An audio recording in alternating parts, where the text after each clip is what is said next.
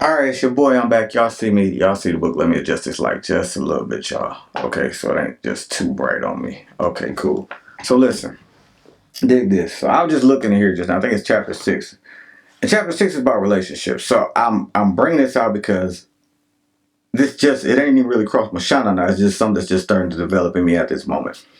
So first and foremost, one, we don't know what type of relationship we want. Two, we don't even know how to be involved in relationships if we've never seen one.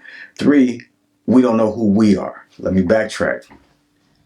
We don't know how to be involved in a relationship. We don't know what kind we want. But the third most important thing is you don't know who you are. And I say that with clear conscience because I had to discover who I am. So before I could say I'm a good man, I'd have had to find out what a good man is. So all of it didn't have examples. See, I had Hugh Morris. I'm Hugh Morris boy. I'll make sure y'all understand all the time. But I seen what a man does. I seen how a man interacts, how a man provides, but I seen what a man doesn't do. I want y'all to pay attention to that. I seen what a man doesn't do. A man is not disrespectful. He's not disloyal. He knows how to listen, but he also knows sometimes it's just time. It's time to be quiet. And I picked up on these traits because I was blessed to see them. A lot of us men, and I gotta speak from my own personal experience, never were allowed to see that. So I come up in an era where if you didn't have your dad, my dad became your dad, or your dad became my dad. So your pops is my pops, my pops is your pops. I come from that era. I don't know about a lot of y'all now. You don't have the influence that you need to have. So this relationship that I'm speaking on right now, it never stops. Like my pastor is my mentor. You get what I'm saying? Like my big brother just passed away, but he's like my big brother. Like my little brother is here and this and that. But the thing is, we have to understand what that relationship is. See, I'm doing this because I have to understand what we have to realize as men. We got to have that bond. You have to have somebody that you can vent to, someone that you can communicate with, somebody that you expound upon what's bothering you. And let me say this for the men. I'm really speaking to the men today. Learn to be quiet.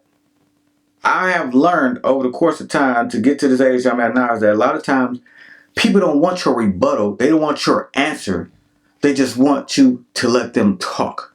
They just want you to let them express what they feel. They just want you to let them get it off their chest. Let them vent.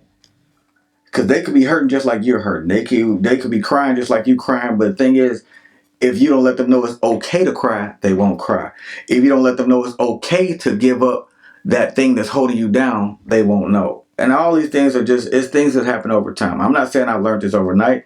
Like earlier, I had to realize something, like with Griff. So I had forgave Griff for some things. But then when she brought them up, I realized they still troubled me. So I was like, okay, God, show me how to let these things go. Because that's part of our relationship. So when he showed me how to truly let them go, so now when you say things, it don't trouble me no more, I got that forgiveness. I just want to say that and make that clear because people are going to say things, and I've been in situations lately that I feel like I know I'm being tested, but it's about my integrity. And one thing I've learned I'm going to say this, one important thing I've really learned, and I thank God for this, is that I know his voice. One of y'all wasn't ready. I wasn't ready for that. But I know his voice. So now that I know his voice, I know how to be relational with other men.